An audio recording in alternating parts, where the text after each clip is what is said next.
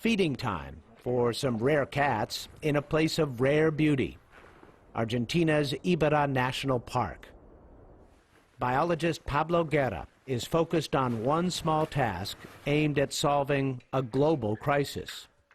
It's just like a very little piece of what we really have to do to try to stop the massive extinction of the species. The species in question is the biggest cat in the Americas, the jaguar. These beautiful animals were hunted and poached to extinction in this part of Argentina about 70 years ago. They are in critical danger of vanishing completely. Only a few hundred are left elsewhere in the country. Pablo Guerra is part of a team from Rewilding Argentina, a conservation nonprofit embarked on an audacious campaign to reintroduce the jaguars to their long-lost home, a spectacular mashup of the Everglades and the Serengeti that spans 1.7 million acres. He hides tasty morsels as if they were Easter eggs. It helps them not to get so bored and to try to let their instinct maybe go out, to express it. It's amazing. I love it. For me, it's a dream come true. Not just for him. The dream began in the mind of the late Doug Tompkins, founder of the clothing companies North Face and Esprit, and an avid lover of the South American wilderness. I started to see that the things I were doing were incongruent with my thinking. He recorded this interview in 2011, 4 years before his untimely death in a kayaking accident. If you start going up against your own values, then you start to put yourself in an emotional and intellectual corner. This is what happened to me. It also happened to his wife, Chris Tompkins, another retail mogul. She was the CEO of Patagonia.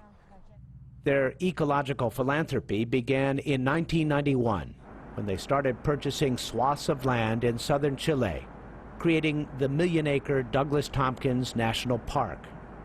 We just got this thing rolling that ended up being 14 national parks and almost 15 million acres.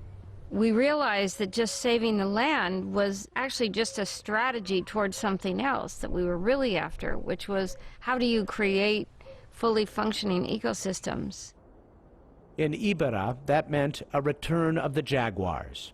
They acquired captive animals and brought them here to San Alonso Island in the middle of the park.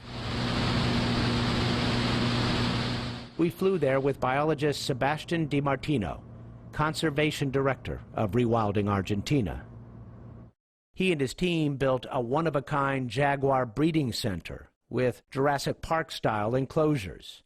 The cubs learn to hunt by tapping into their instincts and from their mother's examples. The team takes great pains to avoid getting anywhere near the cubs for fear they might lose their natural desire to steer clear from humans once set free.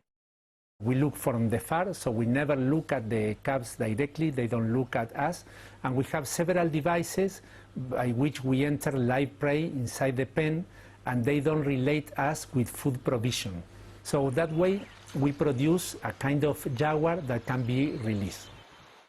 The jaguars are the marquee species in the Rewilding project, but there is a strong supporting cast as well. In fact, the team is focused on repairing several other broken links in the food chain. They have nurtured red and green macaws, bringing them back here for the first time in 150 years. They have also succeeded in returning pampas deer and collared peccary to the ecosystem. They use radio and GPS signals to carefully track them. Even when we release them, we still watch them a lot to see if they are doing okay. So you're helicopter parents. Yeah, something like that. They are also dipping their toes into marine ecosystems. The top predator here was the giant river otter, also locally extinct for decades.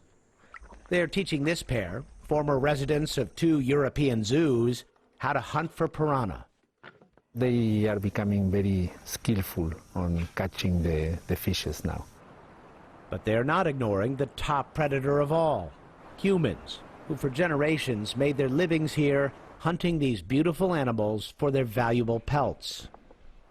So the team worked hard to make this place a nexus of ecotourism, a place where living animals have value. The town of Colonio Carlos Pellegrini, on the edge of the park, now depends on a steady stream of tourists here to see the animals and enjoy gaucho culture and traditions. Lifelong resident Diana Frete is the vice mayor. The new generation in town understands that conservation is the way. That's why it's so important for us to work protecting this environment. We know where we are headed. Where the planet is headed is what ultimately energizes this mission. We are living in the midst of massive dying, an extinction crisis. Perhaps 1 million species disappear every year. I don't think that's inevitable. I mean, we have many tools. The thing is that we have to start applying those tools to avoid the extinction. But will it all work? In January of 2021, they took a big step, cutting open a passageway to freedom for 2 of the cubs. They are now roaming free, their helicopter parents watching from afar. And they are proving themselves to be successful hunters, here feasting on a capybara, an overgrown guinea pig. In the midst of COVID, Chris Tompkins and Sebastian DiMartino savored the moment remotely. It's so emotional, and it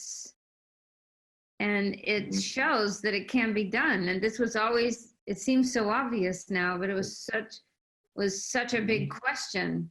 We are completely happy. You cannot describe how happy we are, and yeah, also kind of emotional. Since then, they have released 5 more jaguars. The hope, there will be 100 of them roaming free in Ibarra before too long. They and the other species are the missing pieces in nature's exquisite puzzle. If all goes as planned, it might be an example of how humans can change their spots. For the PBS NewsHour, I'm Miles O'Brien in Corrientes, Argentina.